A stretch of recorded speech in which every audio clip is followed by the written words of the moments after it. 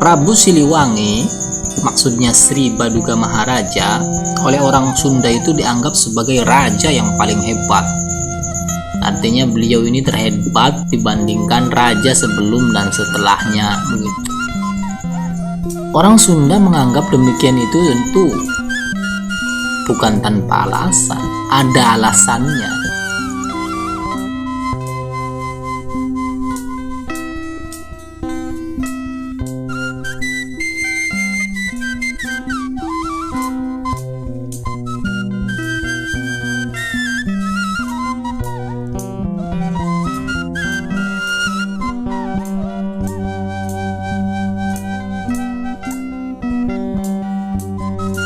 Ketika menjabat sebagai Raja Pajajaran pertama, dimulai dari tahun 1482 hingga tahun 1521, kekuatan Pajajaran ini besar ya pemirsa.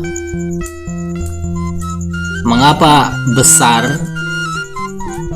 Karena memang kerajaan Pajajaran itu gabungan dari kerajaan Galuh dan kerajaan Sunda.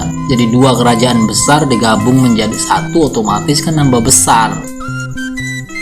Sehingga di zaman Prabu Siliwangi itu kebesaran kerajaan Pajajaran itu tidak ada yang membantah.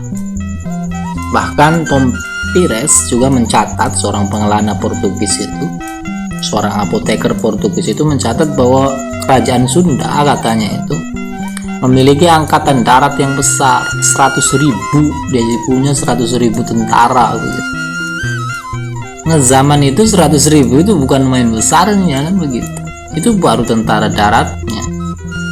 Kemudian juga pada waktu itu sebetulnya tahun 1482 itu dan seterusnya itu, sebenarnya di Pulau Jawa ini kerajaan Pajajaran itu yang paling kuat. Mengapa dikatakan yang paling kuat?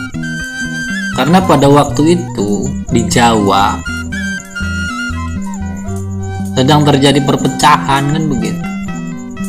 Jadi di Jawa sendiri itu perpecahan, Majapahit itu sudah mulai goyah, perang saudara dan munculnya Demak kan begitu.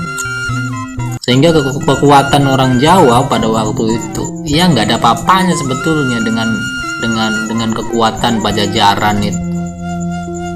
Sehingga pada zaman itu Pajajaran itu disegani. Bahkan orang-orang Majapahit itu kan yang kalah dengan Demak itu kan meminta perlindungan ke Pajajaran. Selain dalam sisi itu, kalau kita memahami prasasti yang ada di batu tulis, prasasti yang dikeluarkan oleh Prabu Surawisesa itu, di situ kan terungkap bahwa Prabu Siliwangi itu di masa pemerintahannya itu gemar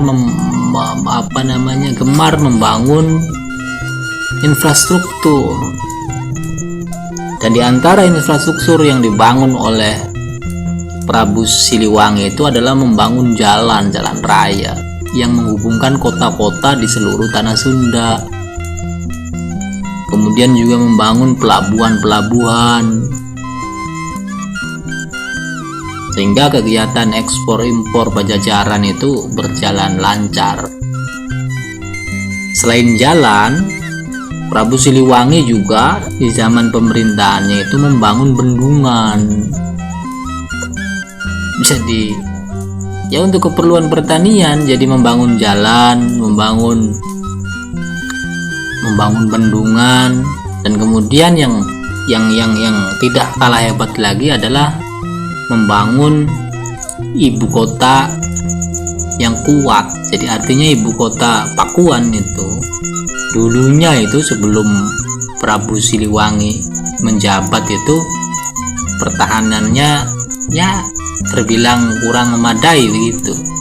Nah, setelah Prabu Siliwangi menjabat sebagai Raja Pajajaran itu,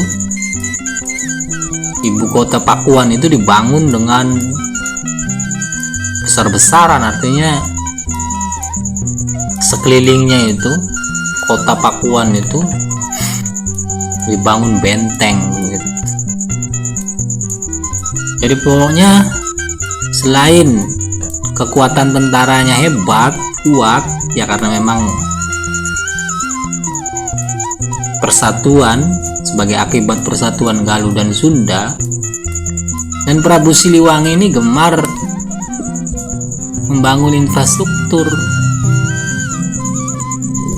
Ya kalau infrastrukturnya jalan, ini kan perekonomian rakyat itu jalan. Dan hal ini diamini oleh pengelana Portugis itu, bahwa di zaman itu ketika Portugis mengunjungi Sunda pada tahun 1513 itu, ya rakyatnya makmur, ya karena memang begitulah kebijakan Prabu Siliwangi itu, infrastruktur itu.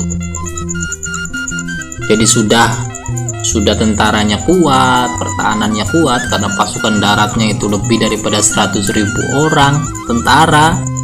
Kemudian beliau juga menggenjot perekonomiannya itu dengan membangun jalan-jalan raya yang menghubungkan dari satu kota ke kota lainnya, dan juga menghubungkan ke pelabuhan-pelabuhan yang dimiliki oleh Pajajaran, sehingga kegiatan ekspor impor Pajajaran itu pada waktu itu bagus begitu.